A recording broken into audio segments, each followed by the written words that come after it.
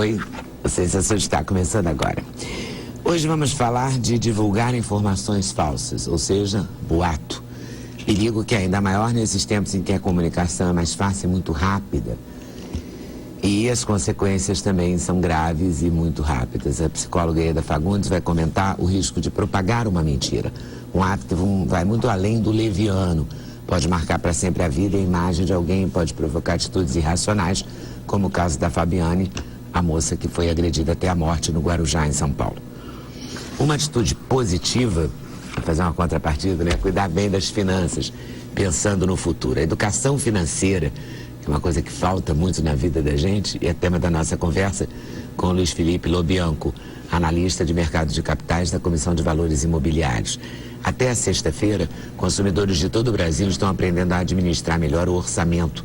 Chama-se Semana Nacional de Educação Financeira. A saúde é o nosso assunto com o angiologista Eduardo Fávero. Ele vai explicar os sinais, a prevenção e o diagnóstico da aterosclerose. Uma doença cujo nome é difícil de falar, ela é silenciosa, provocada pelo acúmulo de placas de gordura nas artérias do coração. Temos a presença luxuosa de Alexandre Borges e da atriz Silvana Lacoque. Eles estão em cartaz com a peça Uma Pilha de Pratos na Cozinha. O Alexandre é o diretor desse espetáculo, que fala de 4 amigos reunidos num apartamento pensando sobre a vida e sobre a morte. Mas Alexandre não vai falar só de teatro, vai falar de cinema também, porque ele está em cartaz no filme Getúlio, vivendo o político e jornalista Carlos Lacerda. Na área musical, a presença do cantor e sanfoneiro Cezinha, lançando o CD e DVD Cezinha, convidados ao vivo. Esse é o primeiro DVD da carreira dele, foi gravado em Olinda, Pernambuco, com participações luxuosas de Alcione, Zélia Duncan, Elba Ramalho e Nando Cordel. Para a realização desse programa, contamos com a participação de vocês, nossos debatedores fixos, por e-mail, pelo Twitter, @scensura, pelo Instagram, @programa Sem Censura, e no Facebook Sem Censura TV.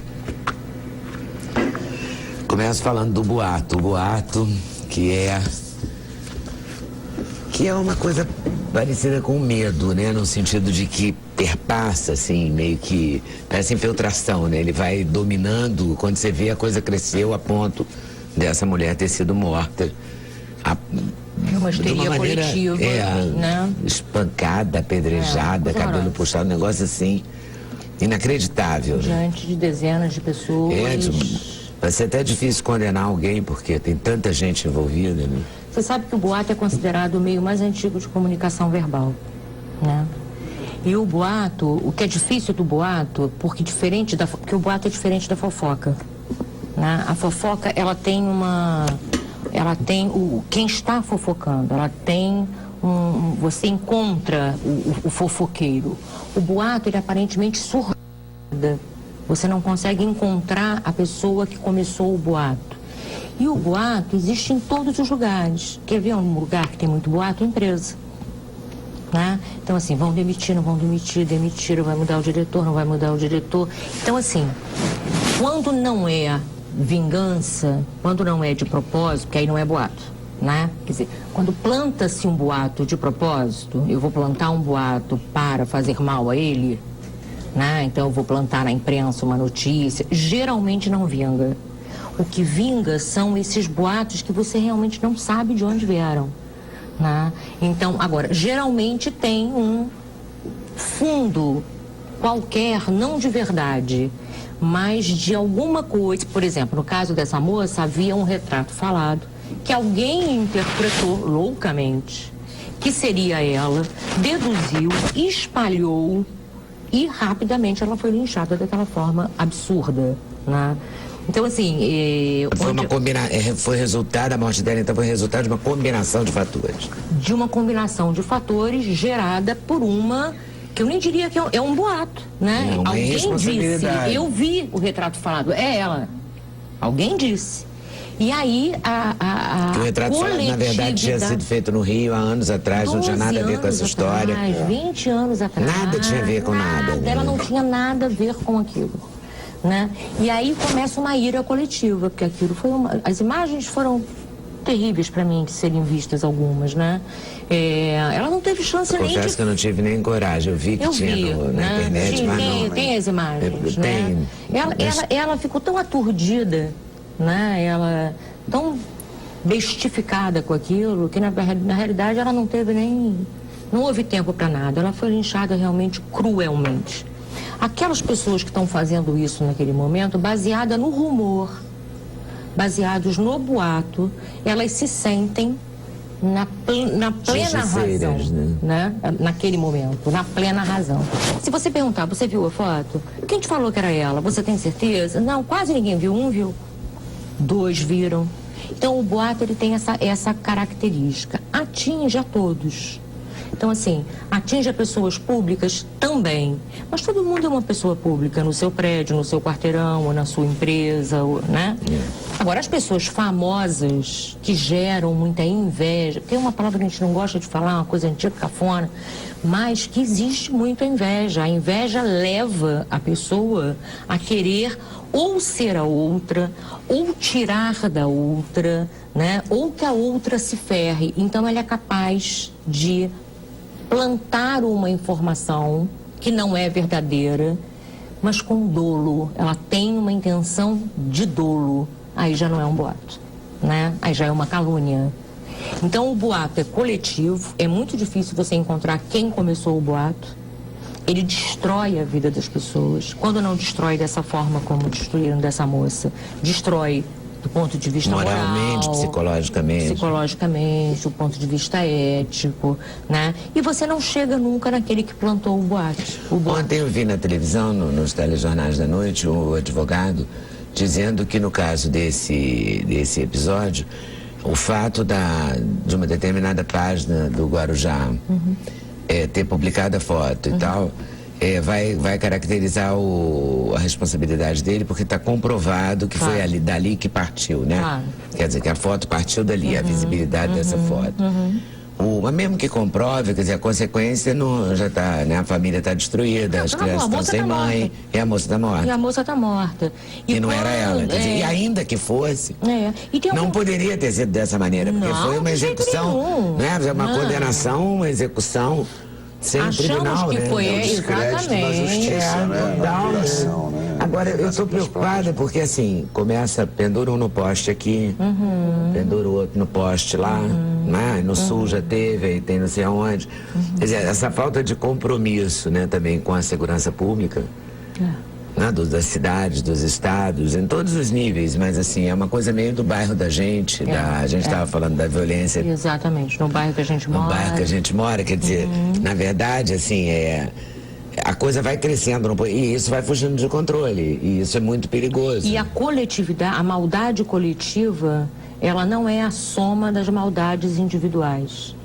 Em outras palavras, uma pessoa mais uma, né, não soma lá a quantidade de maldade. O grupo, ele se despersonaliza, ele vira um grupo. Então você vê pessoas, mesmo em manifestações que a gente viu agora, que não sabem nem porquê, mas estão batendo, eles estão batendo, porque eles estão em grupo.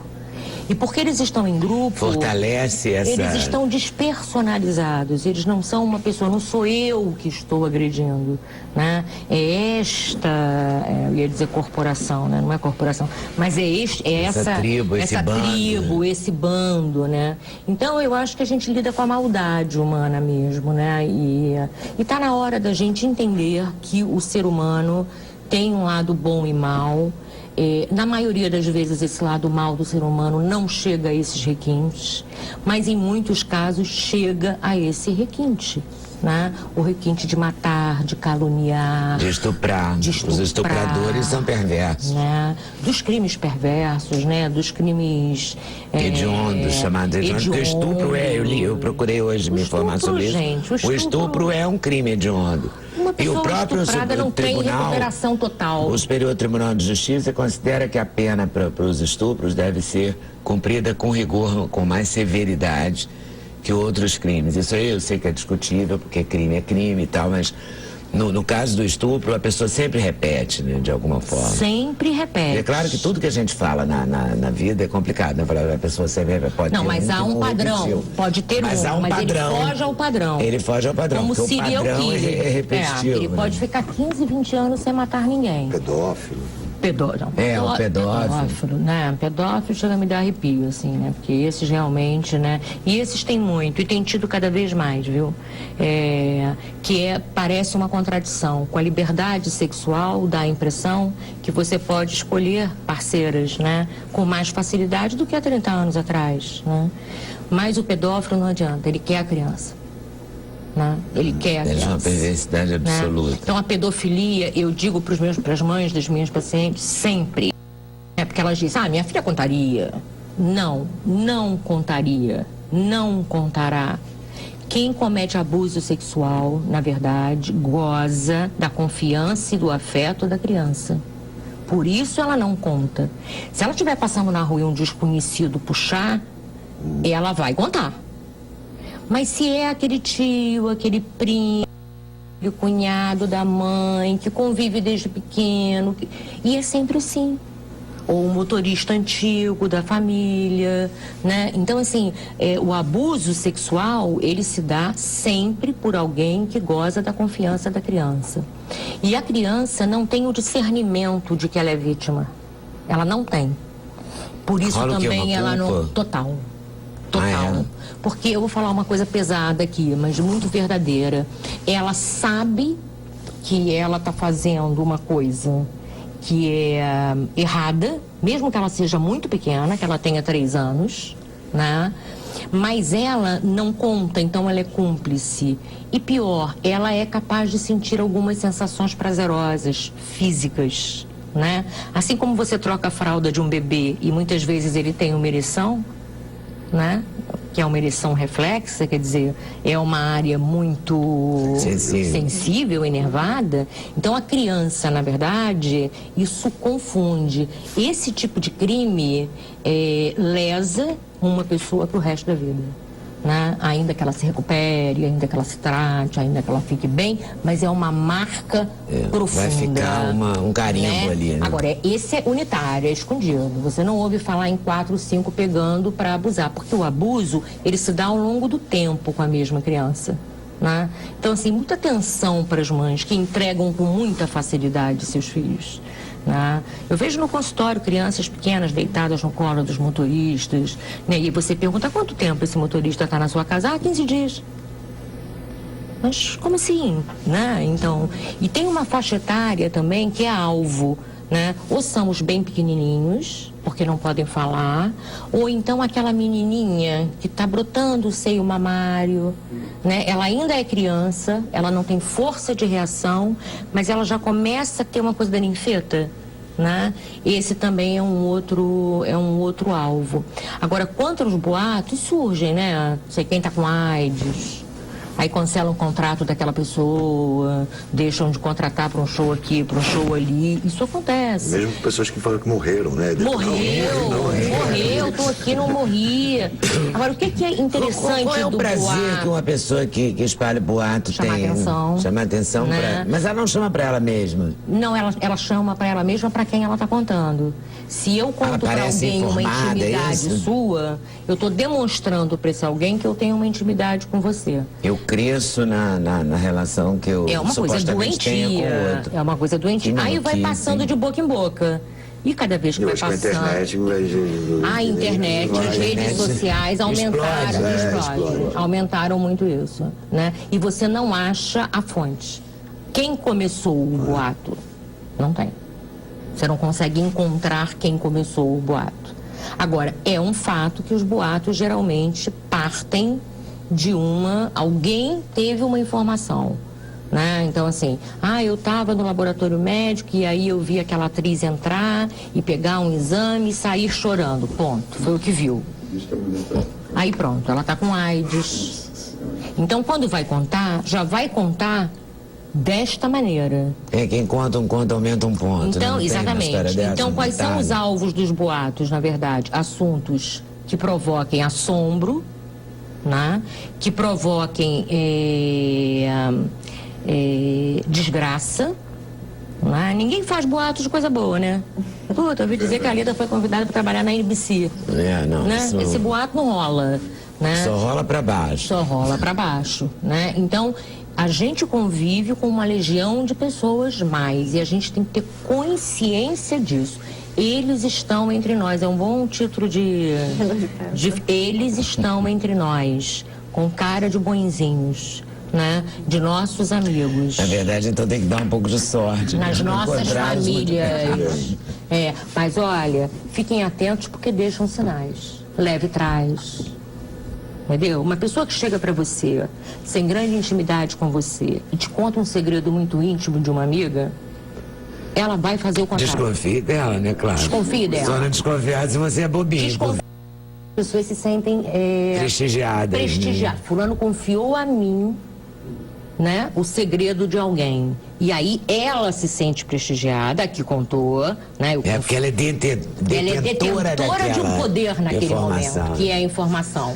E quem ouviu se sente prestigiado porque foi, na verdade, escolhido como alguém de confiança, né? Essa pessoa vai levar e vai trazer. Então, assim, há boatos plantados que são com a intenção de ferrar alguém, né? Mas geralmente esses partem de um fato.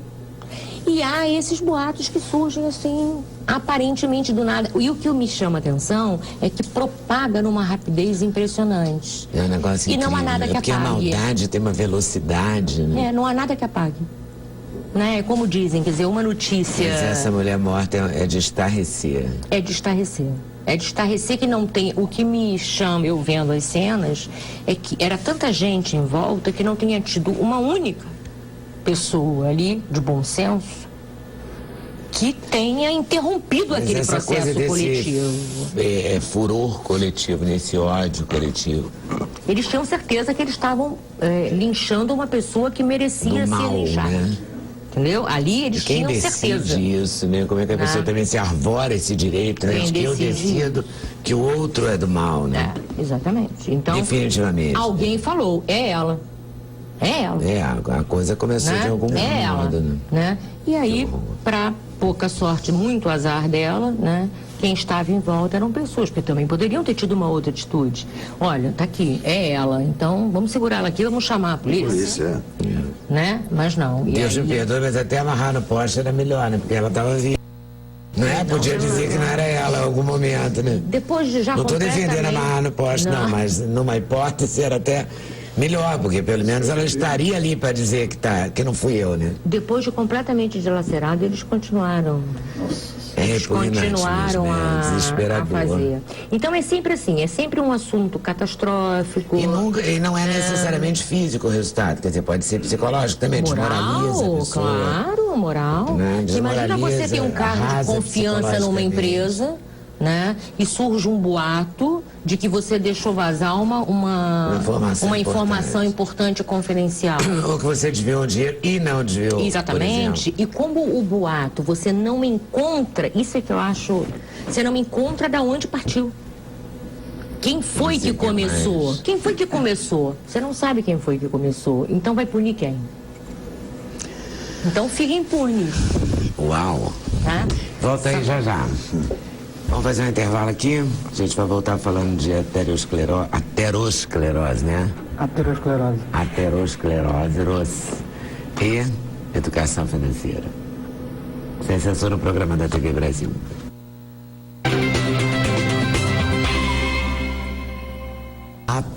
Aterosclerose.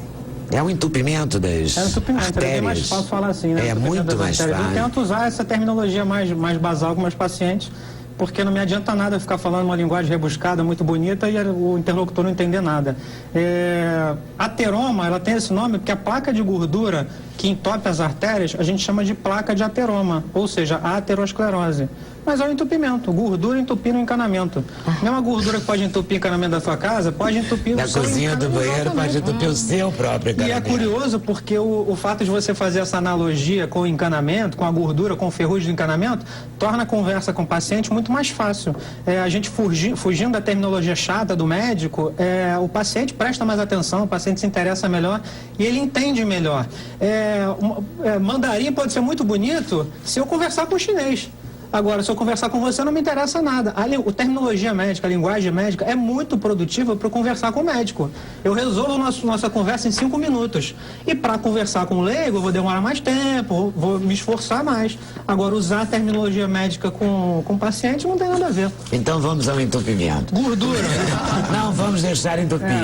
Esse é o projeto. Exatamente. Então, o que tem que ser dito sobre essa doença, principalmente, é que é uma doença sistêmica. É doença cardiovascular. Então, nós não estamos falando especificamente do coração, nem de nenhum ponto da circulação. É a circulação.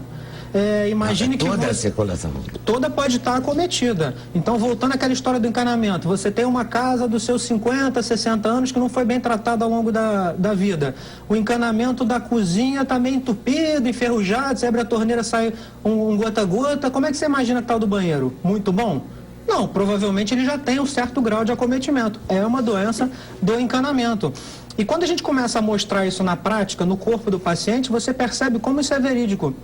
Um paciente, por exemplo, que infarta, o que aconteceu? A artéria que leva sangue para o músculo do coração entupiu. Não chegou músculo, não chegou oxigênio, sem oxigênio não há vida. Esse músculo morre. É o infarto do coração. Se a artéria que tiver sido entupida for a artéria do pescoço, o órgão que vai ficar sem sangue e, consequentemente, sem oxigênio é o cérebro. AVC, derrame. A mesma doença causa infarto do coração ou derrame. Se a artéria que leva sangue para os rins passa pelo mesmo problema, o paciente pode ter uma insuficiência renal. Às vezes, ou frequentemente, essa doença, antes de se manifestar agressivamente no coração ou no pescoço através de derrame, ela se manifesta nas artérias da perna. O paciente pode ter gangrena. O paciente diabético, por exemplo, que ao final da doença, depois de muitos anos com tratamento irregular, pode vir a sofrer uma amputação, é em parte pelo mesmo processo. Dependendo do encanamento que tiver entupido, determinado cômodo da casa ou determinada parte do nosso corpo vai sofrer com isso. E conforme eu brinquei com você de que se a cozinha está ruim, o banheiro não deve estar grande coisa, se o cardiologista no consultório dele percebe que o paciente já tem alguns sinais de que está começando a entupir a artéria do coração, ele pode ter certeza que ele tem que mandar para mim para investigar as outras artérias do corpo. E quando eu identifico essa doença no meu consultório, num paciente que ainda não tem cardiologista, é obrigatório que eu mande esse paciente para o cardiologista, porque certamente, em maior ou menor grau, esse acometimento já está acontecendo no coração também. E qual é a solução hidráulica? A solução hidráulica, existe uma série de soluções hidráulicas. É engraçado que a gente não sai do encanamento, porque a famosa angioplastia, colocação de stent, aquela tal molinha que você coloca para abrir a artéria, não passa de um rotorúter. Mesma coisa que a gente faz no encanamento, é o rotorúter. Isso aí já seria numa fase mais terminal, efeito parece morte. Uma fase mais avançada da doença. Fase 2, 3. Eu estava pensando aqui, quando você estava apresentando o início do programa, que é uma doença silenciosa. Sim, é uma doença silenciosa, mas quando ela resolve fazer barulho, ela faz muito barulho. Você fica muito tempo com essa doença lá, crescendo quietinha, sem dar sinal nenhum. Quando ela dá sinais, são sinais violentos. E nesse momento, 2 sinais é que geralmente você intervém de uma maneira mais enfática, através de uma cirurgia ou através do cateterismo, que não deixa de ser uma cirurgia. Para o pessoal entender melhor como é que tem uma relação íntima com o infarto do coração, o infarto de outras partes do corpo, a ponte de safena, que todo mundo sabe que pode ser feita no coração em caso de infarto, eu posso fazer no corpo inteiro. Eu faço ponte de safena em qualquer órgão, praticamente qualquer órgão. A ponte de safena é você colocar um pedaço de veia, no caso a safena, para substituir aquela artéria que está entupida. Então, qualquer parte do corpo que eu tiver uma artéria anatomicamente parecida com a safena, eu posso usar a safena para fazer uma ponte de safena, independente de ser no coração ou não. Agora, isso e qualquer artéria nossa pode entupir pelo mesmo processo? Qualquer artéria pode entupir. E, doutor, é sempre por alimentação errada? Não é sempre só por alimentação errada. Esse é sempre o colesterol? Não, alto, isso é um ponto determinante, porque é uma doença que mais mata no mundo. Em alguns países mais, outros menos, mas é a que mais mata. 1/3 das mortes, mais ou menos, costuma ser por doença cardiovascular. E existem outras doenças, como o câncer, por exemplo, que tem fatores ambientais, que o paciente pode tomar medidas para se proteger. Mas os fatores não são tão conhecidos, tão óbvios, tão na nossa cara, quanto o fator de risco para a doença cardiovascular. Então, é uma doença muito grave, muito frequente na sociedade e que a gente pode se proteger evitando os fatores de risco. Estou enrolando, né? Mas Sobrepeso, obesidade, sedentarismo, uma coisa está ligada à outra, porque o cara que não faz exercício tende a ganhar peso, estresse, pressão alta, diabetes, dislipidemia, que é o nome técnico do colesterol alto, mas principalmente o cigarro. O cigarro costuma ser um fator de risco mais importante do que os outros até somados. Você me perguntou se basta ter colesterol alto. Colesterol é natural do nosso corpo, é fundamental à vida. Colesterol é matéria-prima para a formação de hormônio. Sem hormônio não se vive. Então, ainda bem que nós temos colesterol. Se o colesterol tiver além da conta, tiver alto, você pode ou não ter entupimento. Existem pessoas que com colesterol alto não têm entupimento da artéria e existem pessoas que mesmo com colesterol baixo têm entupimento da artéria. Por quê? A artéria que tem predisposição por sofrer esse entupimento é a artéria inflamada. E o maior fator causador de inflamação da artéria é o cigarro. Então, quando o cara tem aquela artéria inflamada pelo cigarro, não precisa ter um colesterol muito exuberante para que aquela artéria possa se entupir. Basta essa conjunção de fatores.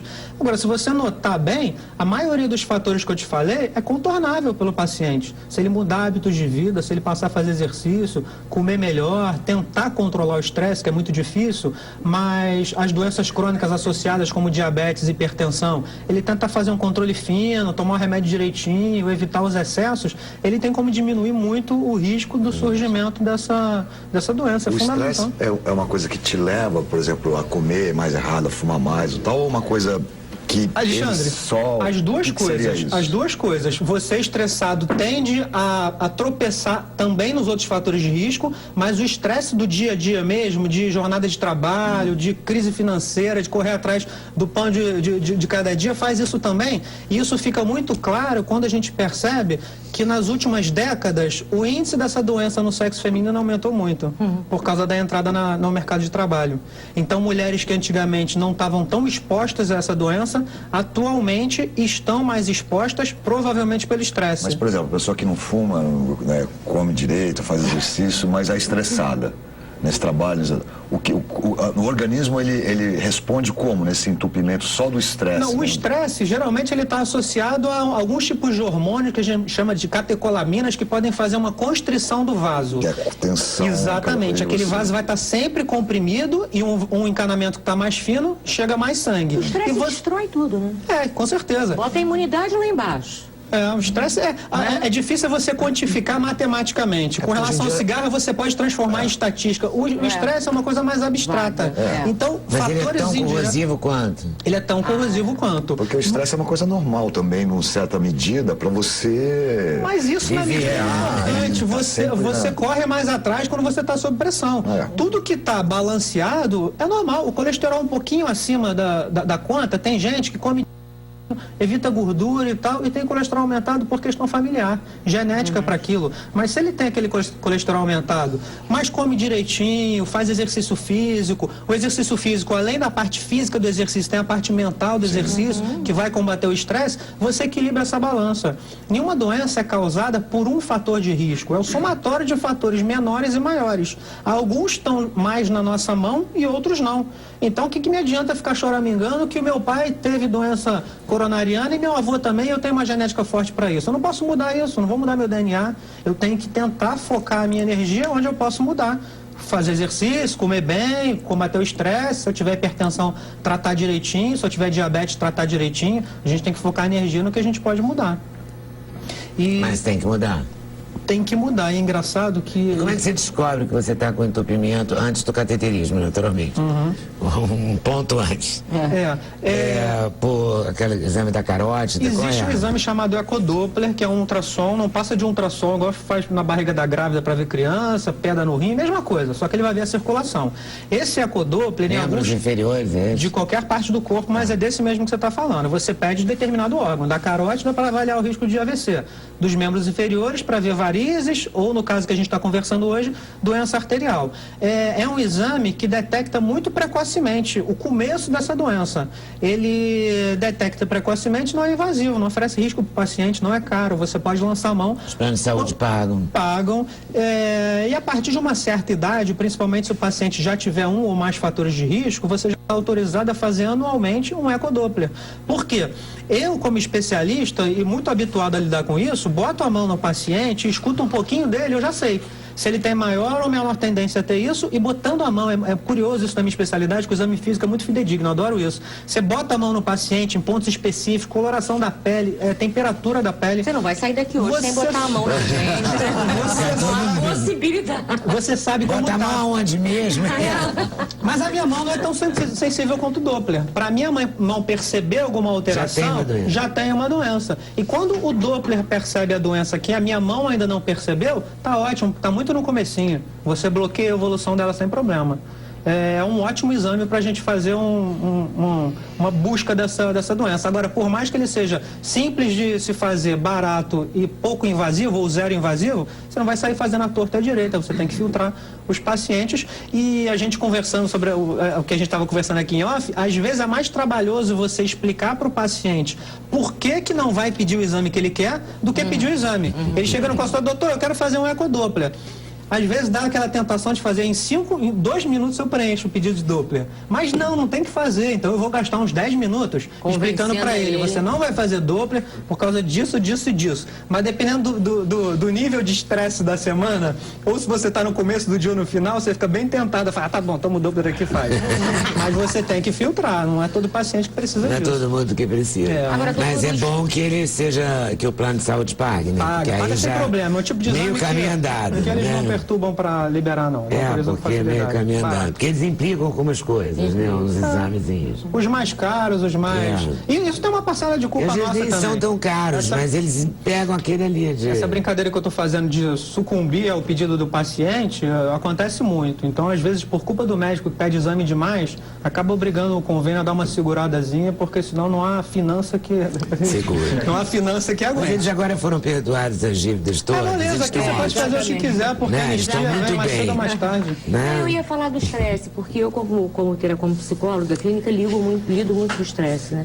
E recebo muitos pacientes vindos das mais variadas especialidades médicas, sobretudo cardiologistas, gastroenterologistas, por conta do estresse, né?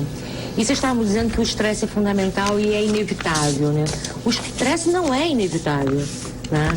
O estresse normal, que eu nem chamaria de estresse, a pressão normal de você levar uma vida, né, ciente dos riscos, das fragilidades, né, preocupado com o filho, com manutenção, isso são riscos normais. A pessoa estressada, ela tem uma forma cognitiva de lidar com essas variáveis que pode ser modificada. Né, modificando o sistema cognitivo dela. Eu até concordo com o que você está falando. Eu só tendo a fugir um pouco de muita teoria. No sentido de que estresse, eu digo, por exemplo, no meu dia a dia, que um paciente que vai ser operado vai ser submetido a um estresse físico, que é uma cirurgia. Então, estresse é terminologia. A gente está falando de um tipo de paciente. O que o Alexandre estava falando, que eu concordo, é que você, sob pressão, acaba rendendo mais. Então, existem tipos de pressão que são mais saudáveis e tipos de pressão que não são. Eu costumo ver isso como o estresse com o botão de liga e desliga. Acabei de fazer uma cirurgia antes de vir para cá. Eu estava sob estresse. É importante aquele estresse para mim. Eu não posso distrair durante a cirurgia, eu não posso ficar contando piada para quem está comigo. Eu tenho que estar focado naquilo ali. Eu estava num ambiente gelado e suava. Esse é um estresse saudável. Acabou a cirurgia, foi bem sucedida. Peguei, fui pra rua, tomei o meu café, fui bater papo com meus amigos. Paciente então desliguei o estresse. Ouvindo a televisão, né? Desligou o estresse. Desliguei o estresse, exatamente. Então é o a gente tem que se comprometer com isso também, com desligar o estresse. É bom ter estresse de vez em quando controlado. Tudo tem que ser controlado. E tá na balança. Pesou mal de um lado, você tenta aliviar do outro para a balança equilibrar. Agora tem gente que é estressado o tempo inteiro com tudo. Por nada também, né? Por nada. Tudo e por nada. Tudo vai acontecer. A mente dela. De ruim, de mal, de tudo. Não vai dar certo. O filho vai ser Inclusive, ela vai ficar sem dinheiro. E aí eu vou emendar no Luiz Felipe Lobianco falando de educação financeira, que é uma coisa que eu acho que faz uma falta danada. Com certeza. E melhoraria muito o estresse do dia a dia se as pessoas tivessem alguma noção, né, de como lidar com os seus recursos e tal. A gente está fazendo exatamente para colocar a educação financeira em evidência. A gente está fazendo essa Semana Nacional de Educação Financeira. É a primeira semana que a gente está fazendo. São 12 instituições e algumas associações também da sociedade privada. São 8 representantes do governo que estão organizando semana e 4 representantes da sociedade privada. Então, nós nos reunimos, estamos já planejando isso há alguns meses e lançamos, estamos fazendo essa semana agora, exatamente. E isso consiste em quê? Em palestras? Palestras, lançamento de livros, cursos, eventos para o público em geral. A gente fez, por exemplo, na segunda-feira, um evento destinado à educação financeira de jovens. E lançamos um curso também de educação financeira para jovens.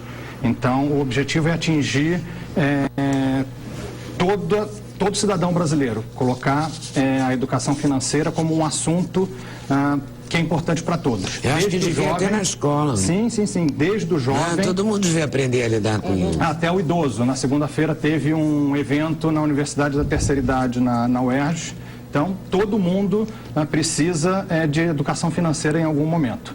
E a gente fala de educação financeira em questões, desde as questões mais básicas, de você não gastar mais do que você tem de renda, até as questões mais avançadas, os investimentos no mercado de capitais, investimentos mais arriscados. Então, a educação financeira passa por tudo isso.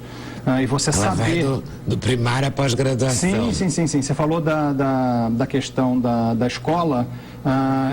O mesmo órgão, esse evento é organizado pelo Comitê Nacional de Educação Financeira. Existe um Comitê Nacional? Existe um Comitê Nacional de Educação Financeira, criado por um decreto da Presidência da República em 2010. Então, é uma estratégia nacional de educação financeira que é administrada por esse comitê. E esse comitê, ele desenvolveu um programa de educação financeira na escola. Então, foi feito um projeto piloto em 2011, em cerca de 900 escolas, e esse projeto para o ensino médio. Esse projeto foi testado pelo Banco Mundial, e o Banco Mundial chegou à conclusão de que efetivamente o projeto foi efetivo em levar conhecimentos e informações que ajudaram efetivamente os estudantes a mudar o comportamento financeiro, a poupar mais, por exemplo. Você poupar mais 1% da sua renda já é algo, se todo mundo poupar isso é importante para o país como um todo. E o estudante também é interessante porque ele leva isso para casa, ele leva isso para os seus pais, seus familiares. Ele tem efeito multiplicador, por isso que eu acho que devia ter na escola como parte do currículo, devia ter uma cadeira qualquer. Eu sei que ele deve ter entrado como tema transversal. Tema transversal, né? Exatamente isso. Eu acho legal, melhor do que nada, claro. Mas seria legal que entrasse numa disciplina qualquer de cidadania, sei lá, que tratasse de meio ambiente, água, lixo, no conjunto, sabe, da obra, e entrasse a educação financeira efetivamente, porque eu acho que a falta de planejamento, quando você vê uma pessoa falando na televisão, não, eu estou endividada porque eu tinha várias parcelas de financiamento. Claro, ela não somou. Ela pode comprar aquele fogão, porque a parcela é R$30, né? Ela compra uma outra coisa de 23, a outra de 52. Quando ela olha, ela não tem, não é? Já era. E acontece com todo mundo em todos os níveis.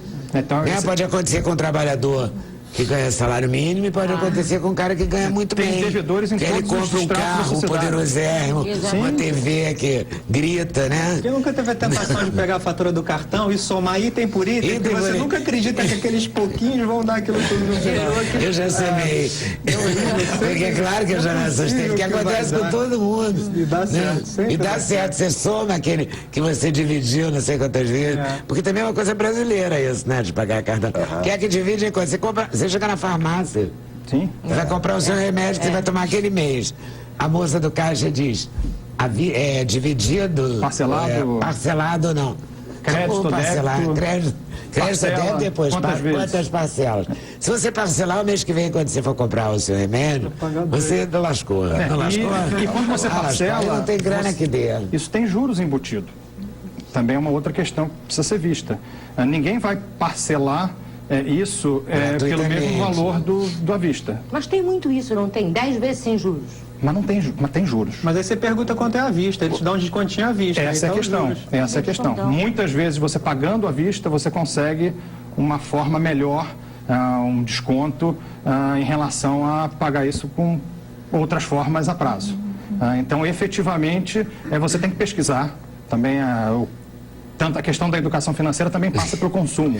E às vezes você divide também de raiva, né? Porque como o cara não te dá nenhum desconto, aí você fala, então vou pagar em 6 vezes. Porque aí ele te dá, ele de certa forma, se o valor é o mesmo, mas pode ser que você não tenha outra opção. Embutido, e você não consegue baixar isso, É verdade. não é? É melhor você dividir, porque aí você pelo menos vai pagar em 6 vezes. Minha mãe fala, também não vou dar sopa pra você não, pode dividir. É, isso mesmo, eu penso exatamente como essa coisa de mãe. Mas tem que controlar a fatura, verificar claro, as tem que parcelas efetivamente, para você tem não que perder pagar o todo o controle. valor integral, não pode pagar só aquela parte mínima, senão você Sim, também com está certeza. ferrado. Você vai pagar Pois o é, juros. mas esses conselhos, às vezes fogem, né, a pessoa não percebe por alguma razão. Então é bom que se tenha isso dito em algum lugar. Com certeza.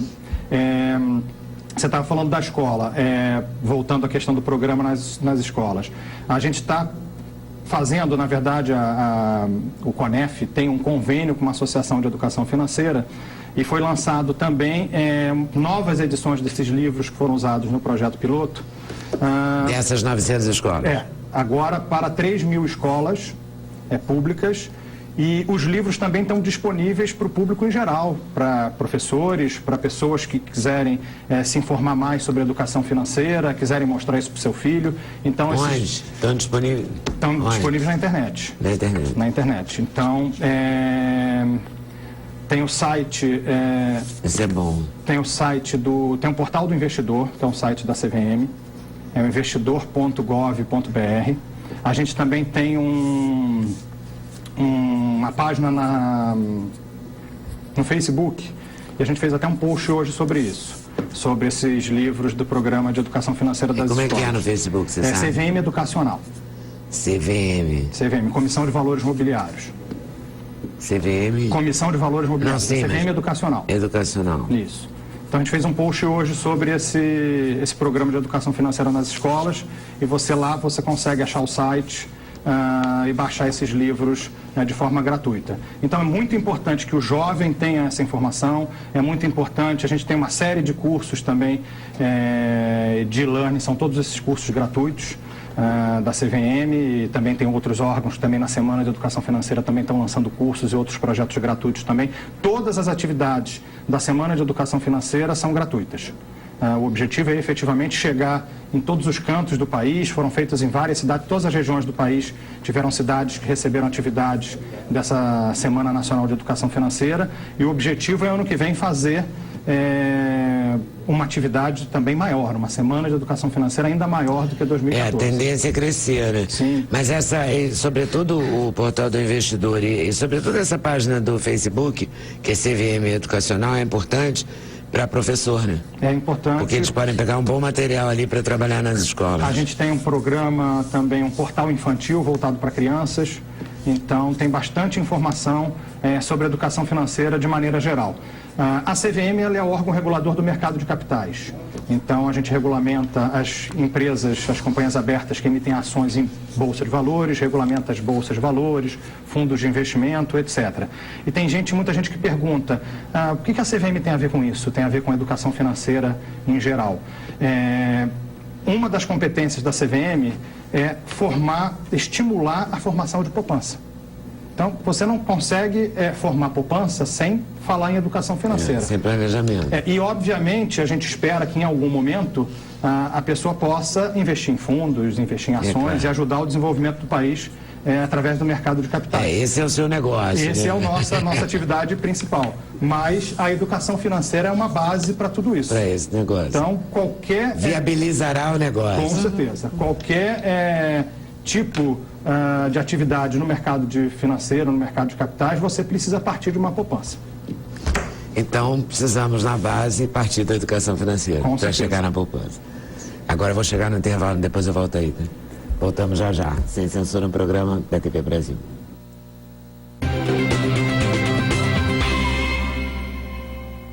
Ana, é Lacoque mesmo? Delacoque. Tem um D aqui que engoliram, é isso? Não, aqui tá o D apóstolo. Aqui não tá. Delacoque. Qual a origem dele? Poloneses. Mas na verdade é uma homenagem à minha bisavó paterna e que, na verdade, meu sobrenome é Silvana Martins, mas eu fiz uma homenagem por questões familiares, enfim, de... Você gosta dela e ponto, né? Sim, O nome é também. E você tá feliz com ele?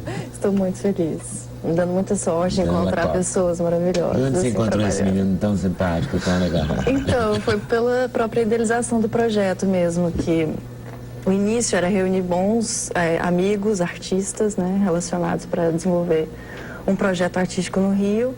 E junto com o meu amigo Rodrigo Rosado e o Fábio Amaral, que é nosso assessor pela Minas de Ideias, que já fazia, que era a peça Eu Te Amo, né, do Alexandre Borges com a Juliana Martins. E o que casou mesmo foi esse encontro mesmo do próprio Alexandre de ter essa vivência também no Teatro Paulistano, né? E a gente queria muito um texto de uma pessoa com essa pegada mesmo do Teatro Paulista. E o Mário veio de um outro encontro, de uma reunião de outros amigos também, que eu fiz uma parceria com o Raoni Carneiro, fazendo assistência de direção em outra peça, chamada Fica Frio, do Mário Bortolotto. E procurando um texto, eu me direcionei ao Mário por e-mail, falei, Mário, preciso ver essa peça, Uma Pilha de Pratos na Cozinha, ler, né? Não achei nenhum lugar. Ele falou, não, a única companhia que ainda montou foi a minha própria, se chama Cemitério de Automóveis, mas eu vou te conceder para leitura e você vê o que vai acontecer. A gente gostou muito, porque tinham várias referências, pelo menos para mim, de vivências minhas particulares mesmo, que era do universo do rock, né? E de pessoas como Tom Waits, de Billie Holiday, é um universo que eu gostava muito. E numa noite também, falando um pouco com o próprio Alexandre, ele também trouxe uma outra referência, que foi a Aretha Franklin. Então a gente começou a casar ideias assim relacionadas a isso. E a peça trata de quê? Na Uma pilha verdade, de pratos na cozinha. o tema é morte, né? Mas a morte, não, a minha personagem, que é a Cristina, ela traz isso em física, né? Morte física. Ela retorna ao apartamento do ex-namorado, trazendo toda uma verborragia relacionada a isso, a morte física dela por uma doença terminal. Mas todos os 4 personagens, eles estão morrendo em vida, abraçados a várias temáticas próprias da vida deles, né? Como eles conduzem a vida deles até chegar a essa morte. Mas um é fissurado em drogas e vai até o apartamento atrás disso, para viver com isso, mesmo sabendo que isso pode levar a uma morte, né, terminal rápida. O outro morre na profissão, no dia a dia, não se realizando como músico, né? Ele tem que tocar outras referências musicais que ele não gosta. E o próprio Júlio, que ele se denomina um misantropo, que ele é avesso ao contato humano, mesmo recebendo em noites de festas, em noites de rebeldia, né, na casa dele, no apartamento dele, ele fica inerte a essa mobilidade para a vida externa e morre em vida dentro do seu próprio apartamento, recebendo essas outras pessoas. E esse tema, na verdade, no momento que eu e o Rodrigo lemos essa peça, a gente estava envolvido em questões, em reflexões sobre isso mesmo, né? Como é que a gente estava se posicionando, se a gente estava morrendo na nossa arte, no dia a dia, em não produzir as nossas próprias questões no palco, né? E outros amigos envolvidos nisso foram trazendo essa vida teatral pra gente, nos ligando a pessoas interessantes, maravilhosas, como o Alexandre, nesse processo. E como é o Alexandre, diretor? Adorei, porque são ideias e vontades já antigas deles, de querer fazer, de estar ali disponível, de não ganhar muito dinheiro para fazer e batalhar patrocínio atrás das coisas. Essa força, essa vontade de estar no palco, de estar fazendo, de acontecer, de ter visibilidade, né?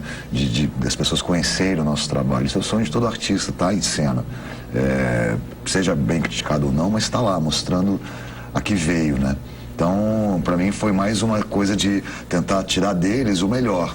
Tirar deles, assim, evitar o medo, evitar a ansiedade, as coisas que a gente às vezes se trava pela própria falta de um pouco de experiência, então a gente se fecha, fica com vergonha, fica com pudores, né?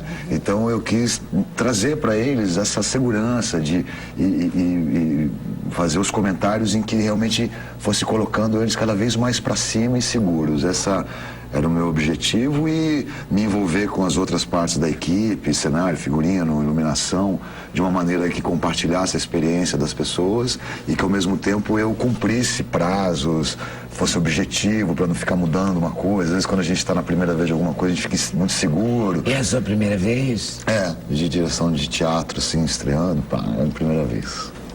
E foi maravilhoso. Acho que o Mário Bortolotto, ele faz parte de uma cena paulistana que, vamos dizer, revitalizou a Praça Roosevelt, né? Tem lá os Parlapatões, tem o pessoal do grupo dele, Cemitério de Automóveis. Tem uma marca, né?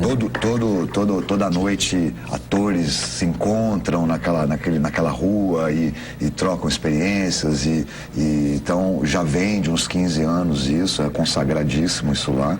E essa ideia de trazer esse texto tão paulista, tão assim, aqui para o Rio me interessou muito, porque foi o meu começo lá também. Eu frequentei até antes dessa cena acontecer um pouco, frequentei isso. E personagens assim, que vivem no limite, que estão talvez as artérias todas entupidas mesmo. Muito estresse, muito cigarro, muita bebida, muita boemia. E acho que é isso, acho que tem que ter espaço para isso também. A gente é assim também, a gente tem essa vida, os artistas, as pessoas, e como dosar, né, essa sanidade com a insanidade também, como enlouquecer e dar vazão à sua criatividade, às suas fantasias, às suas loucuras, às suas ansiedades, medos e tal, de uma forma que às vezes você não se preocupa se está politicamente correto, mesmo, é fumante mesmo, bebe e filosofa e fala da morte, fala de Billie Holiday, fala do Arthur, fala do porquê da vida, desesperança da vida, às vezes um pouco até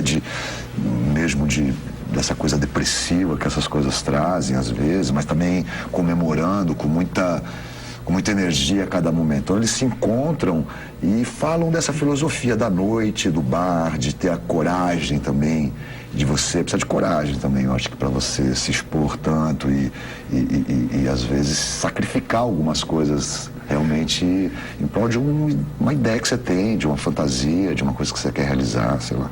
Então foi incrível trabalhar com eles. É engraçado porque você é tão vital, né? Tão... passa uma luz tão boa que a gente fica pensando como é que você transita bem por essa coisa, por um lado dark, digamos assim, né? Uhum. E como é que é de outro jeito, e como é que é tudo junto, tudo misturado.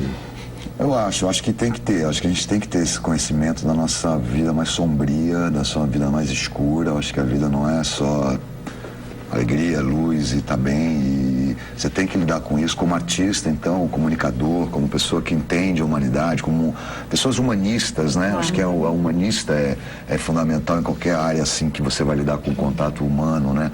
Então, eu procuro estar aberto, estar atento, ver o que eu tenho disso, né?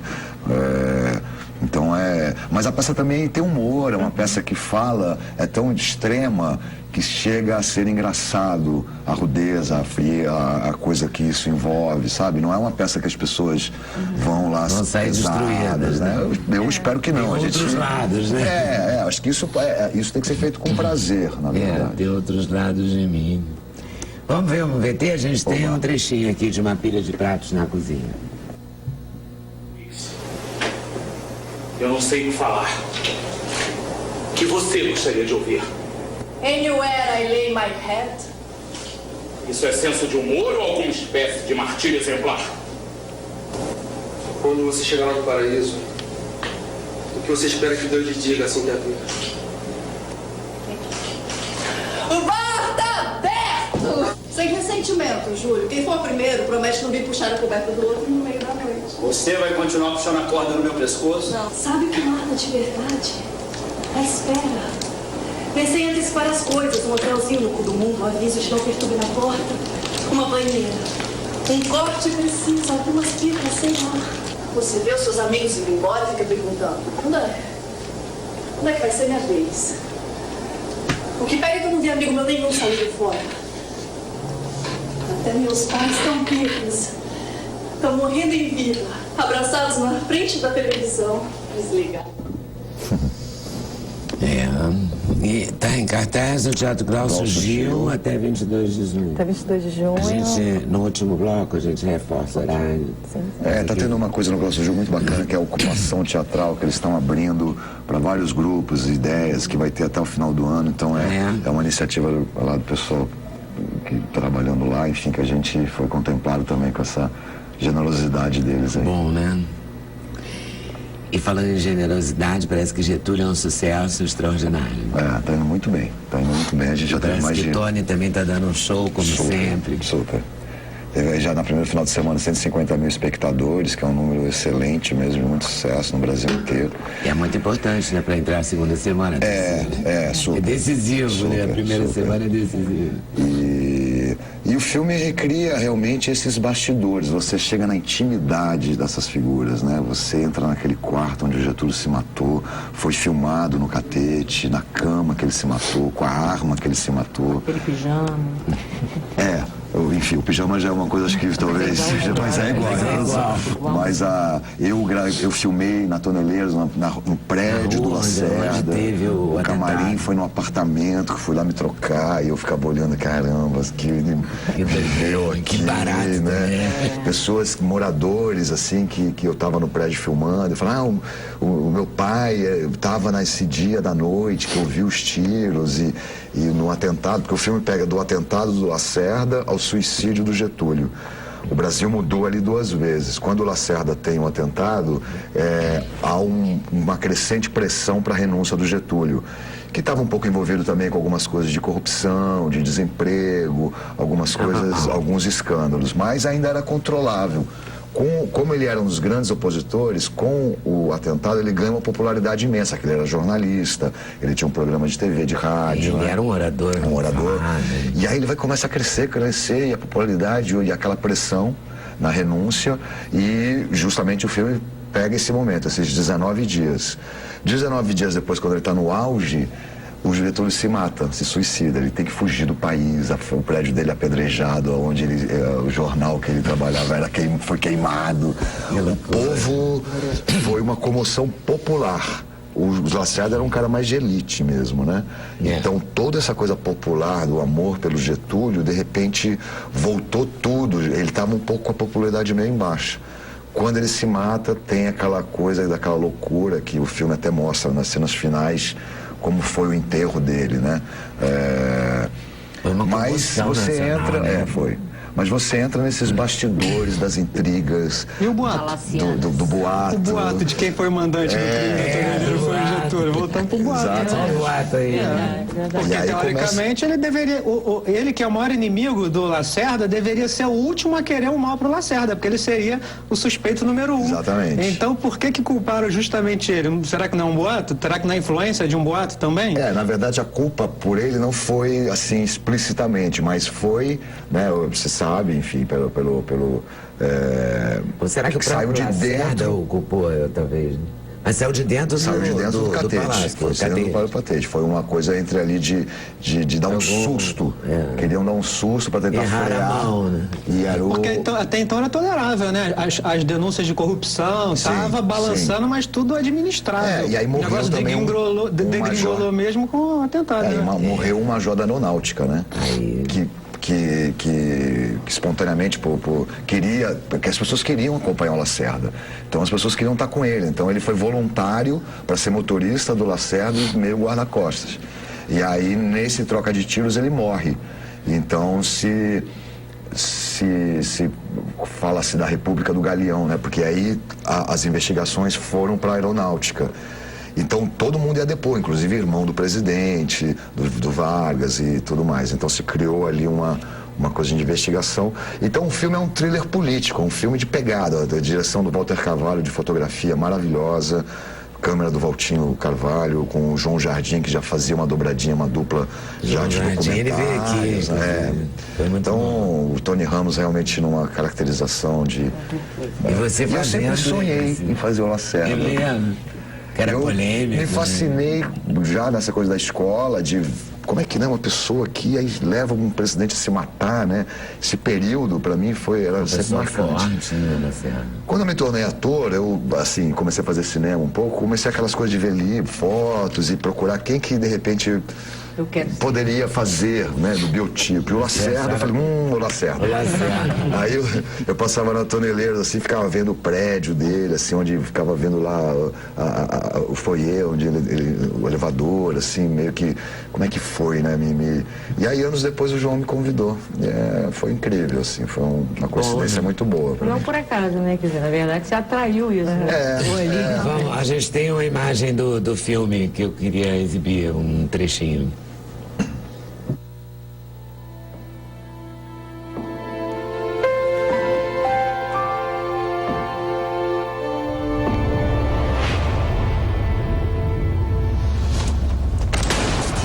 Eu acuso um só homem pelo assassinato do major da aeronáutica e pelo tiro que me atingiu. Este homem é o presidente da República, Getúlio Vargas.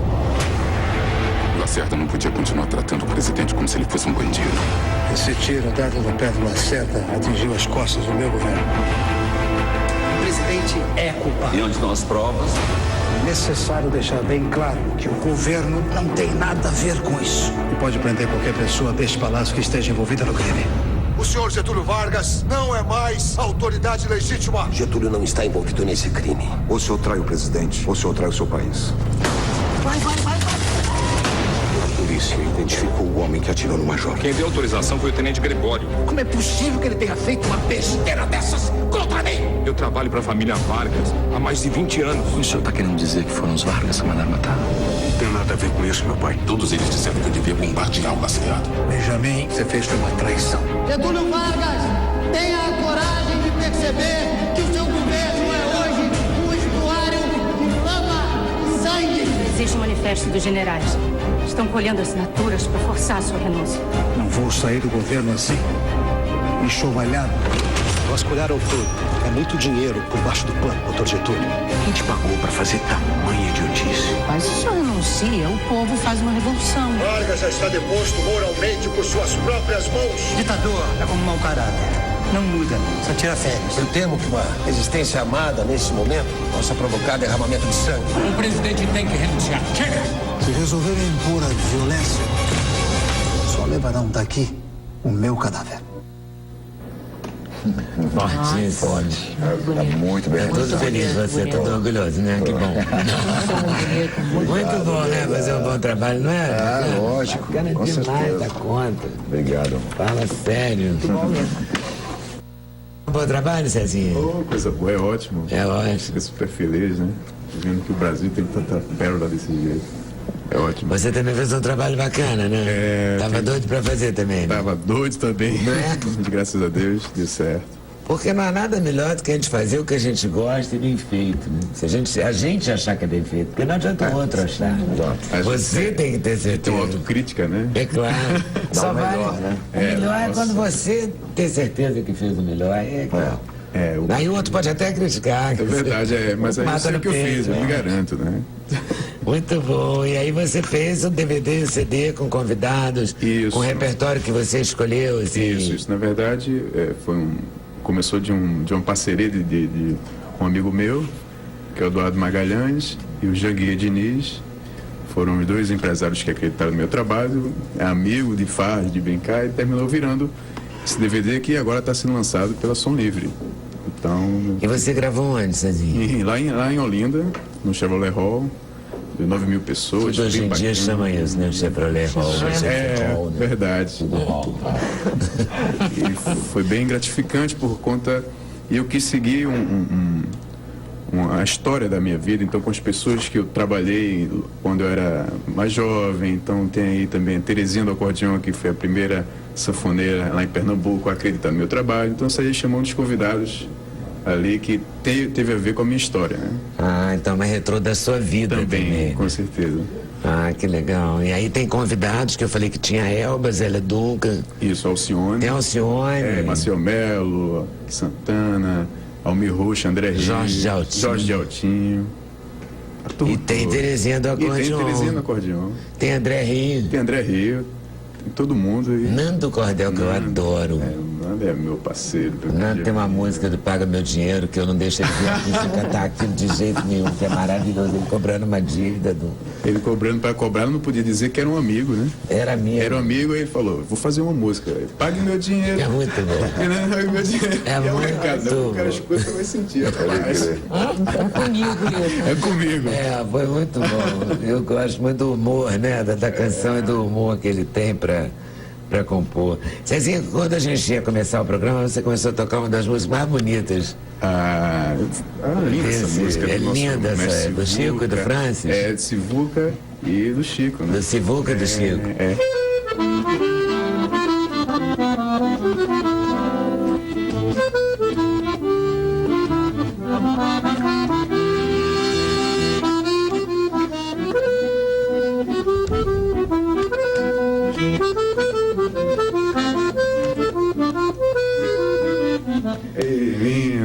lindo. E você passeia de volta para o meu aconchego. Isso. Aí eu faço também citação ao mestre Dominguinhos, Luiz Gonzaga, né?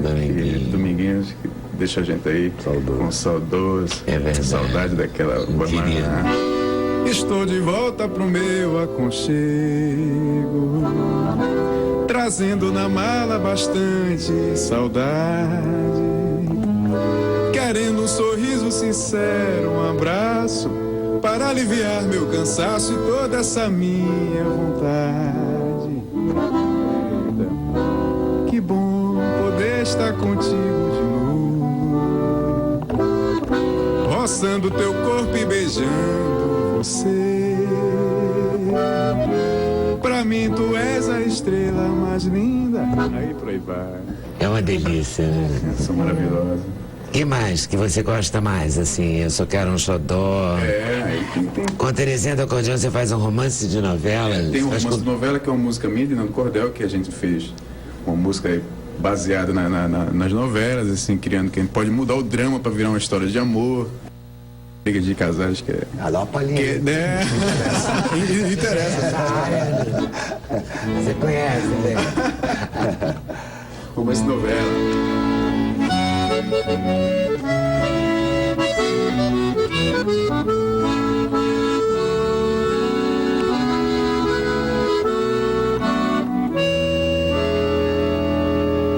Você sabe que agora eu fiquei com outra música na cabeça. Deu branco. E deu branco. Aquela famosa. Qual foi tão forte? Na verdade, que tomou sua cabeça? A minha música, que eu fiz parceria com o Chico Pessoa, que foi também de uma confusão. Eu estava até conversando com o Alexandre ali, que essas músicas a gente faz alguma coisa de relacionamento e tal, né? E em uma dessas briguinhas de relacionamento eu criei essa música, porque eu não podia chegar lá de cara limpa depois da besteira. Eu digo, rapaz, eu vou levar uma canção, porque aí eu vou ajeitar ela na conversa, na música. Isso não me interessa. Sempre tem isso. Aí eu peguei e fiz, né? Já é tarde, sem querer, eu aqui de novo pensando em você. Por querer teu coração, tô perdido na razão. Ai, como eu queria ficar sempre de braços abertos pra você, como Cristo Redentor. Ai, eu não queria a cada dia amanhecer sem teu amor, eu não suportaria tanta dor. Porque tem que ser assim, se eu te amo tanto, o quanto você quer a mim. Se eu te amo tanto, porque tem que ser assim. Aí cheguei com a música, ficou tudo certo. E levou, deu tudo certo? Também assim é como O CD tem 16 canções e o DVD tem 20 canções. Isso. E é esse passeio por nossas canções do Nordeste, né? E com essas composições minhas, com parcerias e com meus parceiros, também mostrando um pouco do forró mais romântico, que é a minha área mais romântica. voltado para aquele acústicozinho e aquela conversinha no pé do vidro. Vou fazer um intervalo e volto aí e te exploro mais. Então vamos embora. Voltamos já já, sem censura, no programa da TV Brasil.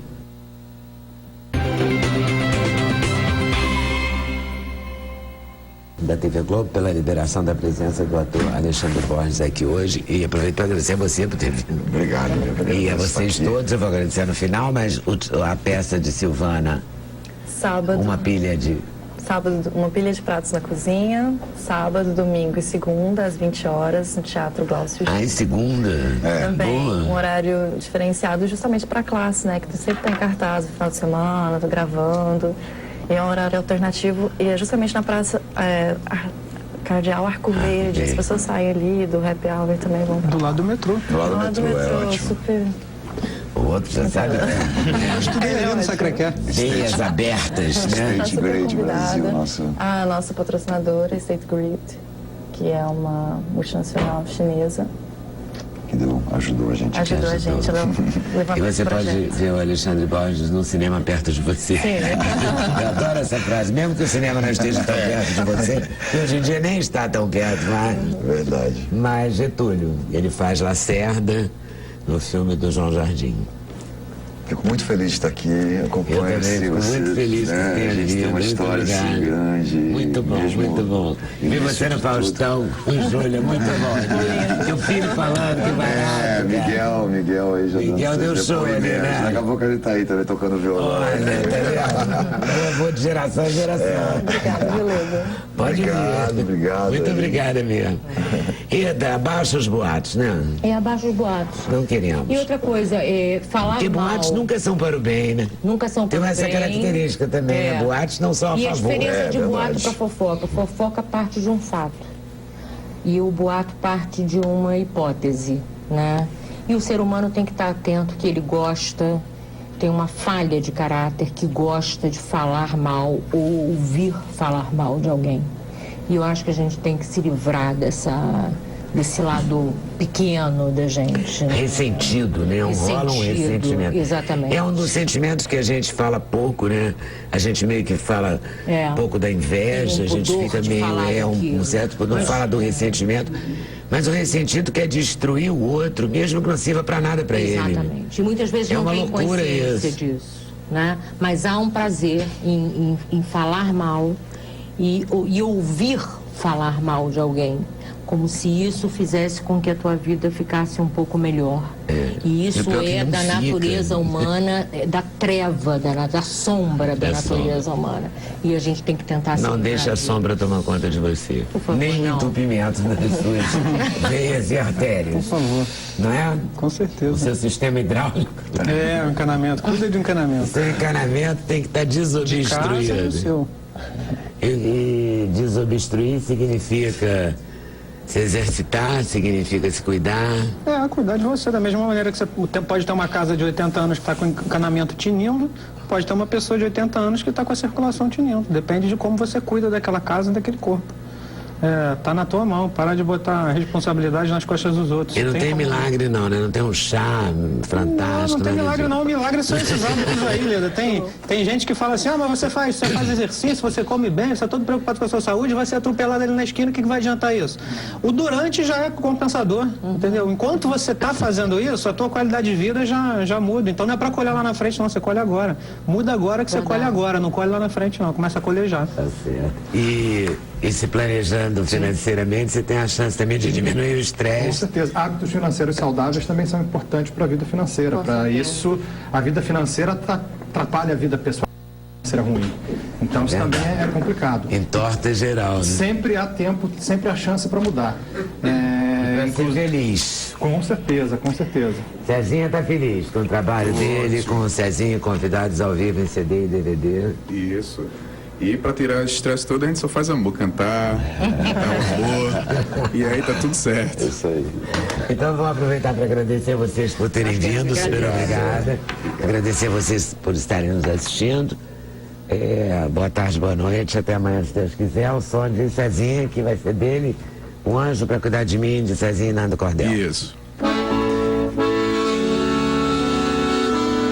Senti teu seu abraço sedutor, foi um banho de amor, foi difícil controlar.